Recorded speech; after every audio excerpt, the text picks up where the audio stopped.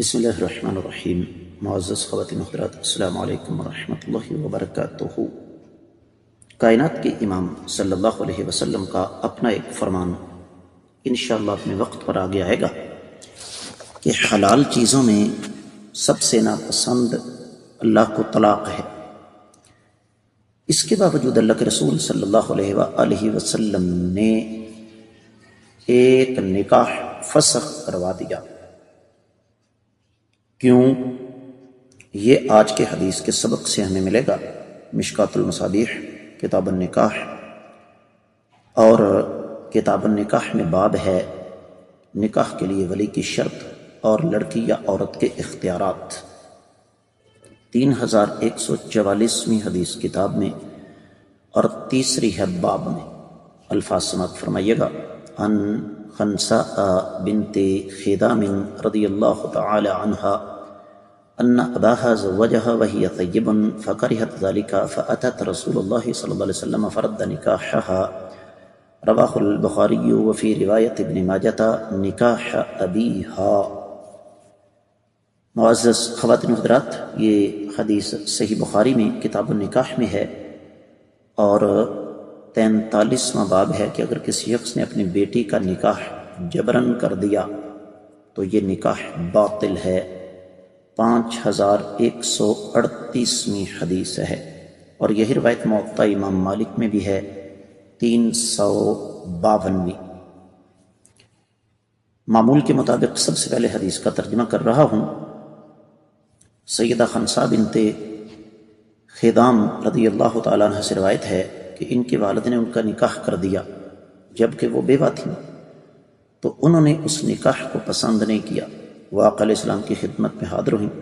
آپ علیہ السلام نے ان کے نکاح کو فسخ کر دیا، نکاح کو ختم کروا دیا۔ معزز خواتین و حضرات،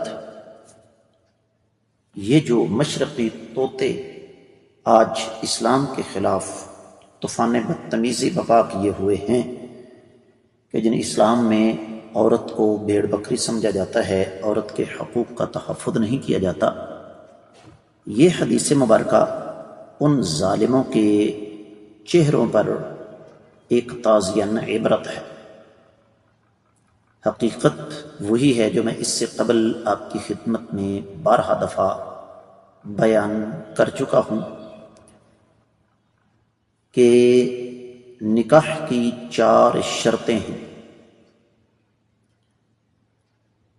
اور ان میں سے پہلی شرط ہی یہ ہے کہ مرد اور عورت یا لڑکی اور لڑکے کی مکمل رضامندی،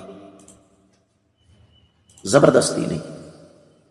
اب آپ یہ دیکھیں کہ یہاں پر کائنات کے امام صلی اللہ علیہ وآلہ وسلم جن کی اپنی بہت ساری احادیث مبارکہ ہمیں ملتی ہیں، جن سے پتہ چلتا ہے کہ اسلام کا بنیادی مقصد یہی ہے کہ اگر نکاح ہوا ہے تو اس کو برقرار رہنا چاہیے، اس کو ٹوٹنا نہیں چاہیے۔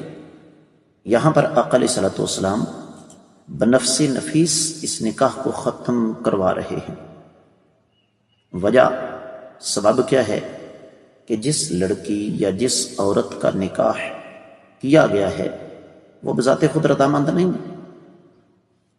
تو اس سے پتہ کیا چلتا ہے کہ کوئی بھی خاتون یا کوئی بھی لڑکی وہ طلاق یافتہ ہے، وہ بیوہ ہے، وہ خلا یافتہ ہے یا وہ کنواری ہے، اگر وہ متفق نہیں ہے تو کسی قیمت پر بھی اس کا نکاح اول تو ہو نہیں سکتا، اور اگر کوئی جہالت کی بنا پر، لا علمی کی بنیاد پر ایسا کرتا ہے تو یقینی طور پر وہ نکاح شریعت کے احکامات کے مطابق جائز اور درست نہیں ہوگا۔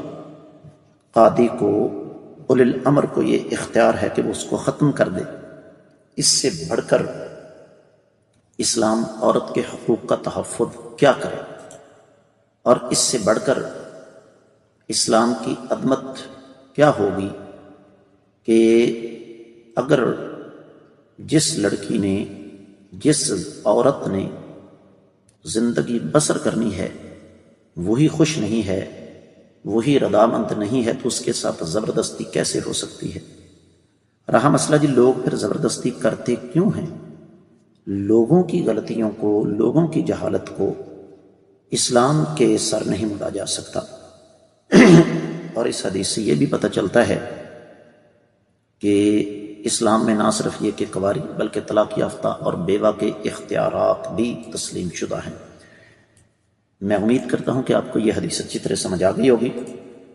آپ لوگوں سے گزارش ہے کہ اس بات کو صدقہ جاریہ سمجھ کر ہر فورم پر زیادہ سے زیادہ آگے نشر فرمائیں۔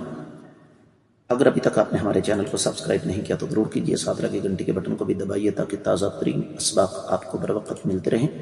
کامنٹ سیکشن میں اپنے قیمتی خیالات کا اظہار ضرور فرمائیے گا۔ آج کے سبق سے انہی الفاظ کے ساتھ اجازت چاہوں گا۔ السلام علیکم ورحمۃ اللہ وبرکاتہ۔